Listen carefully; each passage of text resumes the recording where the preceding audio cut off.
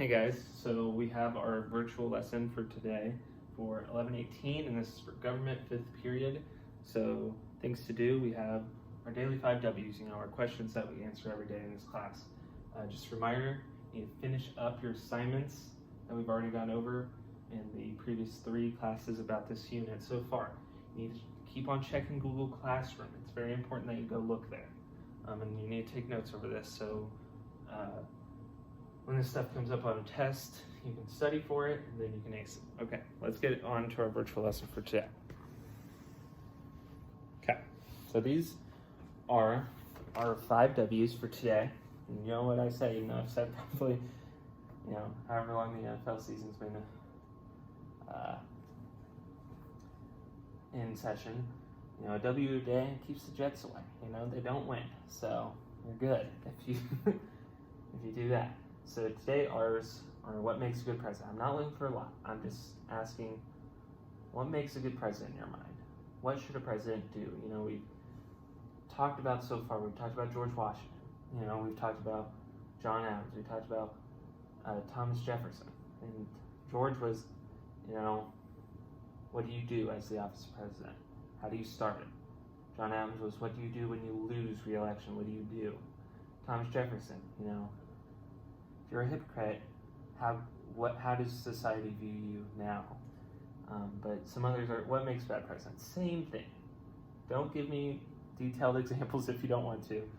Just give me what you think, just right off the bat. Then what do you think most Americans want done in the current day? That's simple, Just talk about, what you think should be done or what you've heard, in the media, whatever. Then what party ideas are outdated? Just what you think, let's say Democrat, Republican, whatever, just tell me what you think should be thrown out the window and maybe what should be introduced. You don't have to answer both of these, but try to come up with a replacement. Okay. So today, we're talking about Franklin Pierce. Before, like I said, we talked about the, as I call them, 1776 presidents. These guys were the founders of our country, but we talked about, how do you make the office? What do you do when you lose? How do you deal with being a hypocrite at times? But with Franklin Pierce, it's about what makes a good president. How do we establish that? Are there circumstances where we can say, okay, this person went through a lot. Maybe it wasn't their fault. Maybe they weren't in the right place at that time, okay? So first you have pre-presidency. Everything that happened with Franklin Pierce before he got into office. First, he's born in a log cabin in 1804 in New Hampshire. I'm sure he'll be the most famous one we talk about that does that.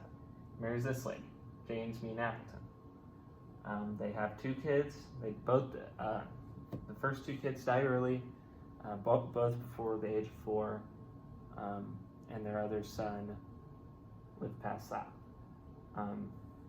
Franklin Pierce is elected to the House of Reps in 1833, serves till 1837 or so when there's an opening for the New Hampshire Senate spot. And then he is elected there easily and serves till 1842. Now, obviously, we talked about the Mexican-American War in American history, if you guys went through that with me, but he went and served there. Didn't do a lot, isn't really, still to this day, viewed as a war hero, but he certainly did serve in it as he felt like it was his duty at the time. When we talk about Manifest Destiny, that's what that war was about. Then, after the war, he retired from politics to live with his wife and their only living son, Benny, in New Hampshire. And until the election of 1842, he didn't hold office. Not 1842, that's a miswrite, sorry. Until the election of 1852. So he's out of office for 10 years, is what you have to think of. Okay, so here's the correct thing. On the left, that's Franklin Pierce, or a rough portrait of him. Obviously, if you looked at the pictures that I have up here so far, he doesn't really look like that. And his running mate, William King, which we'll talk about him in a bit. So, in 1852, there's no clear candidate running for election for the Democrats. Franklin Pierce supported Levi Woodbury. which, I'm not going to get into depth about, but everyone kind of wanted to back off and let Levi run. He had run before and he hadn't gotten it, but he dies a few months into the election process, never really gets any kind of campaign going. And Franklin, he didn't want to even run, really. And back in that day, you didn't really say that you wanted to run anyways. You let people do the talking for you. And that's kind of what he had settled on, is that if he was going to be president, other people were going to say his piece, per se. And he even said it would be utterly repugnant to his taste and his wishes. So, that's just what he said. You try to make everyone think that you're not running. But at that time, he silently, tried to take some favorable positions. He did things like he voiced his support for the Compromise of 1850, which was the thing that said anything above Missouri is a free state and everything below it is a slave state. The Fugitive State Slave Act, which we don't need to go into depth about those until Lincoln, because he's the one that's going to have to deal with the implications. But he did this, took these positions in case the convention was deadlocked, because a lot of people did, and he wasn't going to throw his name in unless it was deadlocked. And he kind of viewed himself, and a lot of people in the Democratic Party said, okay, here are two people. Franklin Pierce is the compromise candidate. So at the first convention, delegates cast their votes with neither future president, who we're going to get to next, James Buchanan, or candidate Lewis Cass, gaining the majority to win the nomination. And it's the same thing now. Certain number of Democrat states, you all vote, and then they go to the convention. Then they go and vote 34 more times. No votes at that point had been cast for Pierce. And then the Buchanan team, and this is just like any campaign team. The Buchanan team thinks, okay, we're gonna go cast our votes for minor candidates, including Franklin Pierce, so we can kind of try to demonstrate that Buchanan, like, his nomination is just inevitable. It's already gonna happen.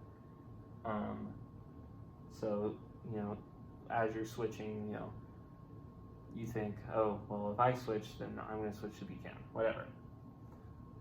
So this doesn't work. Majorly backfires. 3 states switched to Pierce in that thing of voting a soon in 3rd place. 48 cast of ballots. So they are in there 48 times trying to find a winner for the Democrats. A congressman comes out and delivers a speech for Pierce, and no one was really expecting it. On the 49th ballot, he receives all but 6 of the votes and gained the Democratic nomination. And then they, as his wishes, as most of the time, they adopted a party platform that rejected further aggregation over the slavery issue, supported the Compromise of 1850. Now that's important, because you say, well, we're not going to deal with it. We think anything below Missouri should be a slave state, then yeah, that's fine. Okay, so just some things that happened after. When word reached New Hampshire of the result, Pierce found it difficult to believe he wasn't even running for president. And his wife fainted at the time, which is honestly kind of weird. But their son Benjamin, avid writer, wrote to his mother hoping Franklin's candidacy wouldn't be successful, because, get this, he thought his mother would not like Washington that much. Pierce and the Democrats united forces and eventually beat the last Whig candidate ever, signaling the death of the Whigs. They had the slogan, I love slogans. Democrats will pierce their enemies in 1852 as they polked them in 1844, a reference to James Polk. He swept, that's the map for it, giving him the title of 14th President of the United States. Okay. And then here's some fun facts. A lot of this is learning about Franklin Pierce, but we've got some fun facts. He's believed to be the first president to have a Christmas tree and had 9 pets at the White House, all from Japan, for one gift for signing the treaty we're about to talk about here in a bit. Okay, but so tragedy strikes, okay? Weeks after his election, January 6th, his family's traveling on a train from Boston, and then the cart derailed. Both Franklin and Jane Pierce survived, but the wreckage found their only remaining son, Benny, crushed to death and his body nearly decapitated. You gotta think about that when we talk about Pierce. This is the first major tragedy, plus him already losing his other 2 children. They both suffered severe depression, and it probably affected them in a major way. You're elected and then you're sad and don't want to work and stuff like that. You gotta think about it. And Jane Pierce, being the spiritual woman that she was, said, well, what if this was divine punishment? What if this was it? So when Franklin Pierce goes to Washington to get inaugurated, Jane Pierce doesn't come with him, and she doesn't attend any White House things for 2 years until they celebrate Christmas 2 years later. She doesn't come. He's the first president to deliver his inaugural address from memory. It's pretty cool. In the address, he hailed to an era of peace and prosperity at home, and he urged the U.S. to assert themselves in foreign relations, including new territories, which is very important. And he's trying to increase the U.S.'s influence. In his speech, he tries to avoid the word slavery, but he tries to just bounce around it without saying it. Basically, it's just like replacing words. But he's just trying to maintain the Union, as many tried, and just kick the can down the road almost by doing so. And he said, alluding probably to his own personal tragedy, "You have summoned me in my weakness. You must sustain me by your strength."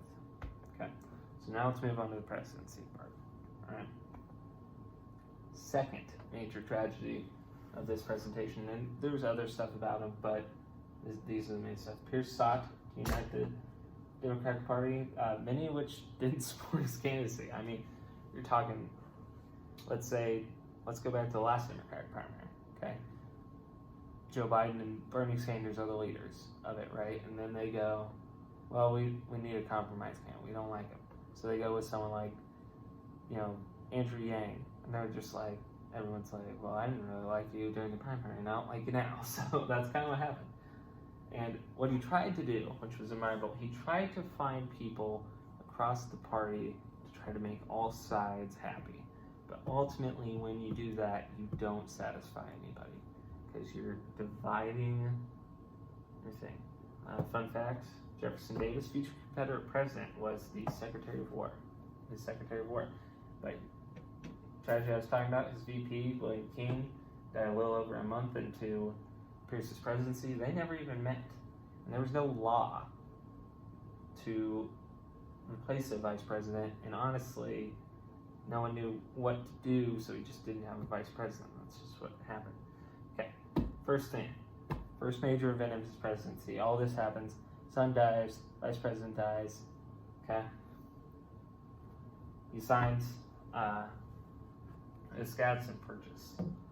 He wants to get this land from New Mexico and Arizona to really go out the border, develop the border that we have today. As you can see, we spent $15 million on this piece of land, and it's just Tucson and stuff like that. So they wanted it, and it resolved the differences that were remaining with Mexico and the U.S. of the treaty. I mean, there was a huge thing about Texas. But it arose a lot of significant opposition.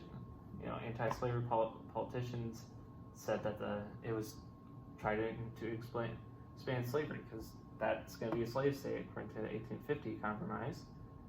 And the railroad promoters wanted the ones that wanted a northern transcontinental railroad objected to it because that seemed like that was going to go in the south because now we got all this land.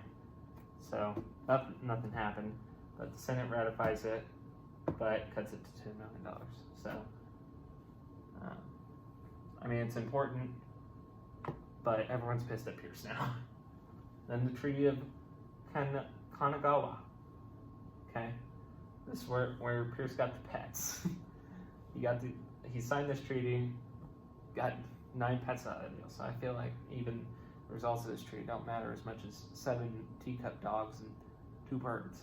So after 3 centuries of Japanese isolation, they just didn't want to mess with anybody. Just go in. We signed the treaty. Marks the beginning of the Pacific nations' trade with the rest of the world, and it's permitted to consolidate in Japan, and U.S. ships are allowed to now sail there. Okay, this is a huge part of American history, really. It's really why Pierce is on here. Okay, Kansas-Nebraska Act it's introduced by someone that ran against him in the primary, but he ultimately supported later on. But it reopens the question of slavery in the West, and it repeals the Act of 1850 of 1820, sorry.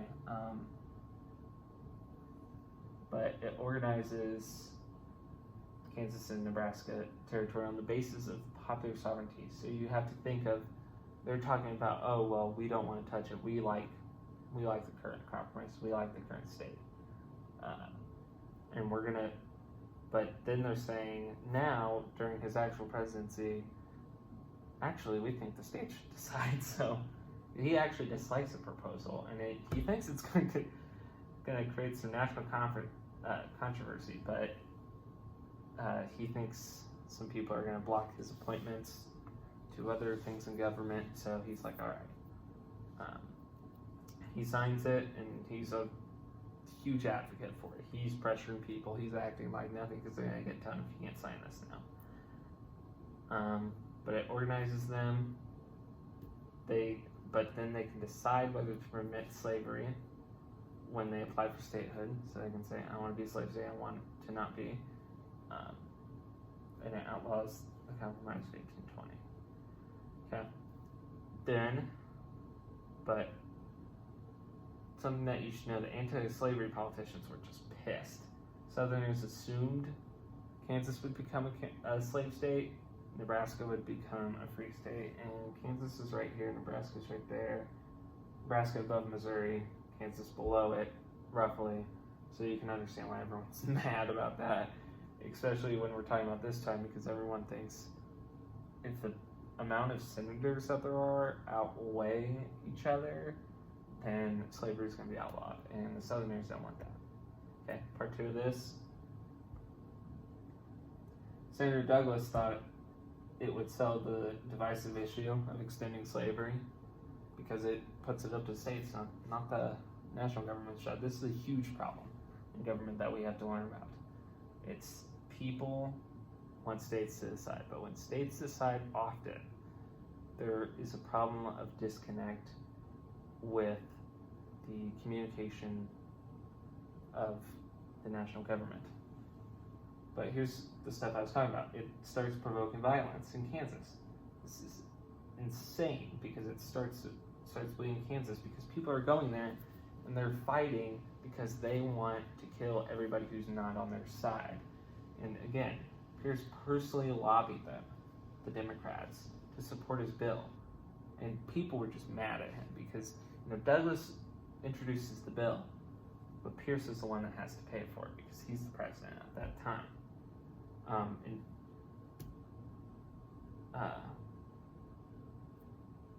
Slavery's not going away, obviously, in 1820 and 1850.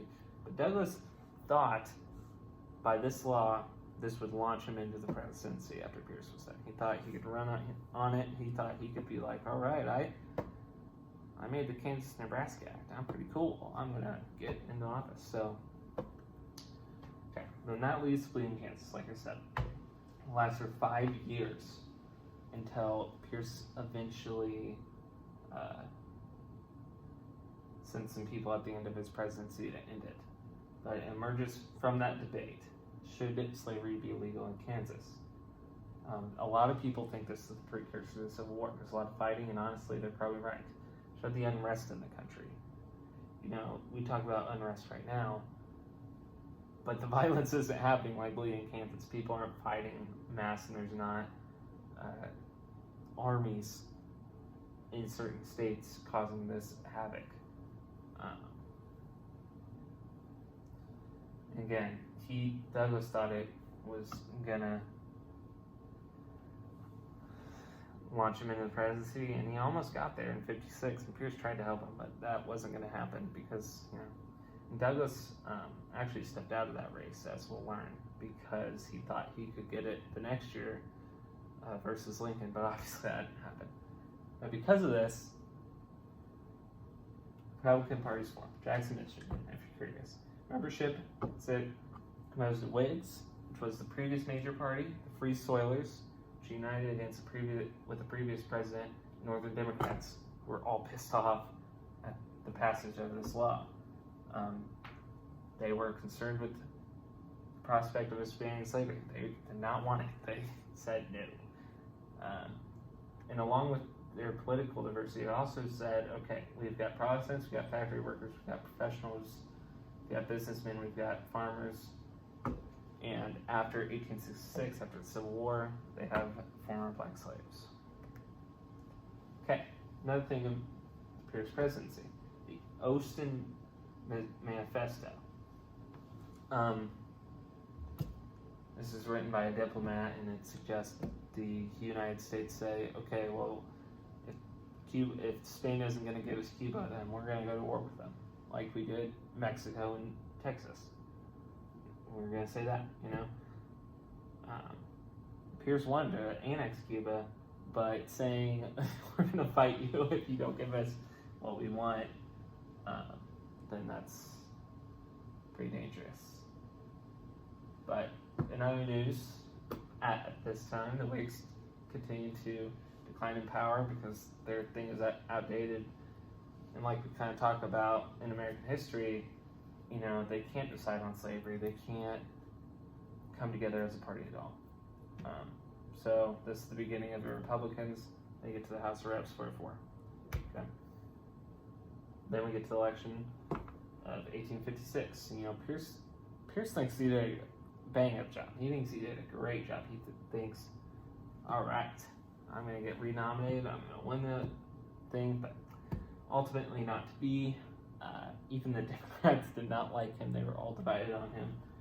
So Pierce actually expected to be in the lead after, but he was not, and he did not get to 2/3 either. So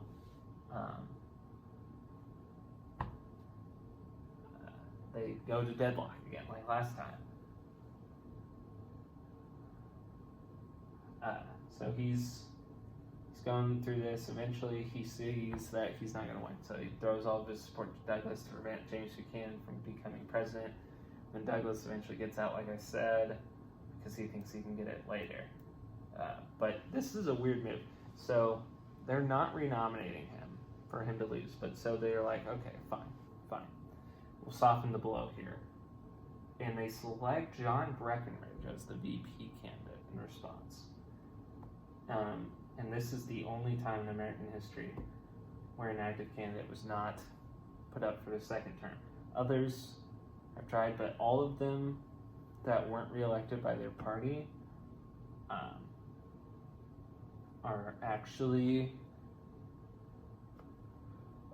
people who took office after their president died. Okay? And the presidency is these three people. Noah Fillmore, previous president, was in office before Pierce. He creates a new party, tries to go. First Republican to run, John Fremont, and James Buchanan, who eventually won the presidency.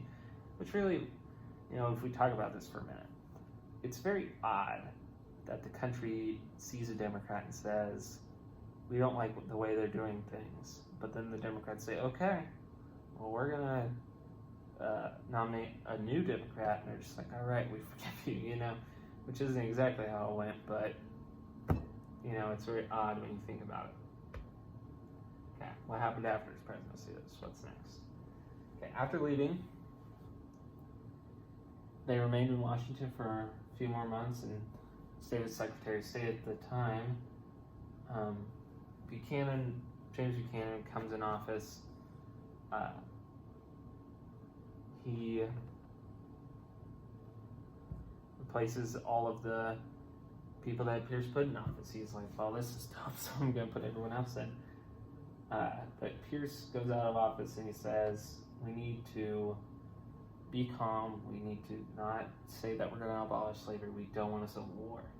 And he said it would not be the Civil War would not be along Mason and Dixon's lines merely, but within our borders and in our streets.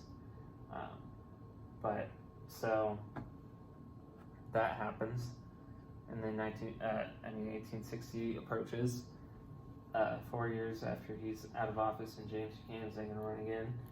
So some ask Pierce to run again. They're like, let's do it again. Pierce presidency, compromise candidate. But Pierce this time's like, no. There's no inner workings to get Pierce nominated. He's like, whatever. Democrats can't unite, get defeated by Lincoln. The month before him, Pierce just had to look on as several southern states began to secede. He was actually asked to go to Alabama and address the state's secession convention, but he was sick at the time. But he sent a letter saying that they should not secede. Okay, but during the Civil War, here's him. I believe this is not him, but this is him during the Mexican-American War instead. But after efforts to prevent it, many Northern Democrats endorsed Lincoln's plan to take the Southern states back by force. Pierce wanted to avoid at all costs, but wrote to Van Buren, former U.S. president, said, let's gather all the U.S. presidents that are still alive, and let's write this thing out. And he said, I will never justify, sustain, or any way to any extent to uphold this cruel, heartless, aimless, unnecessary war. He wrote that to his wife, because he is very anti this war. So he then goes out later when Lincoln suspends habeas corpus, the right to a quick and speedy trial. He says, no, that's not good. We need the right to our civil liberties even during times of war. And his wife, in 1863, she dies of tuberculosis in New Hampshire.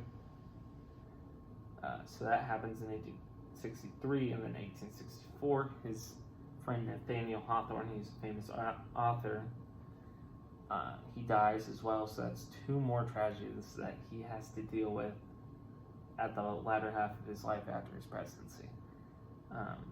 Hawthorne actually dedicated his last book to Pierce. And then the Democrats again, because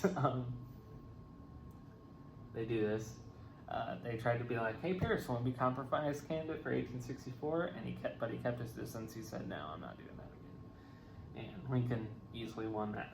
So when the news spread of Lincoln's assassination when he was killed in 1865, a lot of people went to Pierce's house and demanded to know why he hadn't raised a flag as a public mourning gesture. And Pierce was pissed. He's like, well, I served in the war, I've done public service. I was president. And the crowd left after that. Okay. This is Julian Hawthorne, who we'll talk about in a second. So final years and his death. His drinking, that had always been a problem of his life, and impaired his health in his last years after being off of it. But he grew increasingly spiritual.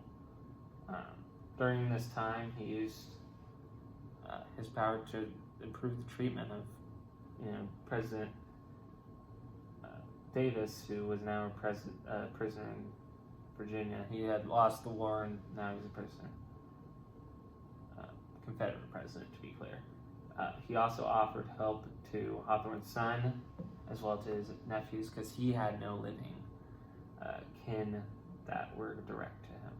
He took up the life he described himself as an old farmer, drinking less and farming the land by himself, but spent most of his time in Concord, and sometimes he even visited his wife's relatives, which is pretty sweet, I would say. I mean, he was still, to the day he died, he was still a politics guy. He expressed support for Andrew Johnson's Reconstruction policy, and he supported him when he went to impeachment, and he later said that he thought U.S. Grant would be a great president. I mean, this is a total switch for this guy. I mean, from a guy who, tries to say there is no need for war, there is nothing that we need, I won't support this, to someone who's saying U.S. Grant's going to be a great president. His health begins to decline again, and he resumes heavy drinking. I don't know why that was his solution to everything, but he returned to Concord that September in 1869, and he knew he wasn't going to recover, and then he died at the age of 64 in 1869, October 8th. President Grant, who he thought would be a great president, he continually defended his service, and Pierce ultimately got a day of national mourning. In Pierce's last will, which he signed in 1968, the year before he died, he left most of his stuff to his friends, family, and neighbors, and probably that guy. And most of it went to his brother's family and Hawthorne's children. But his brother's son, Frank Pierce, received the largest share of his estate. Okay, finally, so here's what we have to do today. We have guided practice, and then you have the final assignment. I'm going to show you both in a second. You need to go on Google Classroom. You need to find guided practice quiz about Franklin Pierce. You need to answer them, and then it'll give you which ones are right, which ones are wrong. Not worth any grades, just worth a simple, you did participation almost, but this won't be weighted that heavily. It'll just be every day you get a point or half a point or whatever I decide at the end. It's mainly just so I know that you're trying. Then after you're done, you need to go find the final assignment for this lesson, and that one will be for a grade, but it won't be a lot. Like I've said at the beginning of the year, I'm not going to kill you with anything that we do on the daily, but when we get to unit tests, you should know it, because I'm giving you a lot of practice. And at the end of the semester, we'll have a good amount of points, but try and make that. And if you give me really good answers, above my expectations, there's a possibility if you don't have a perfect score on that I'll increase your score. Okay, I'll show you those real quick, and then I will end this lesson. So you just click on government. It's a period. First you go these 5 questions, 4 ideally, that you looked at this lesson. You answer one of them with as detailed as you want to be. And then, as you can see, you go to the presentation quiz, which, if you open it up,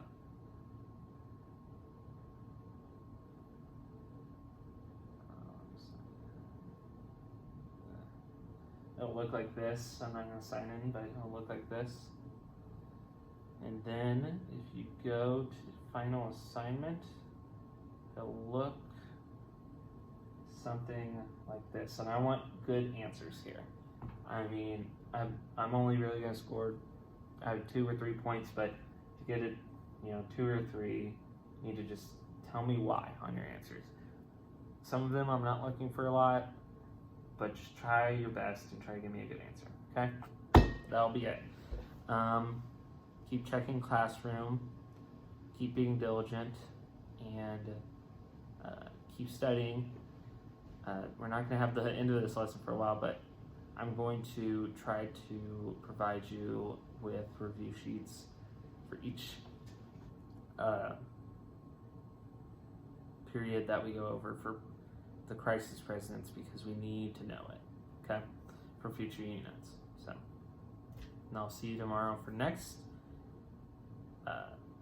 lesson, which is about James Buchanan, number 15.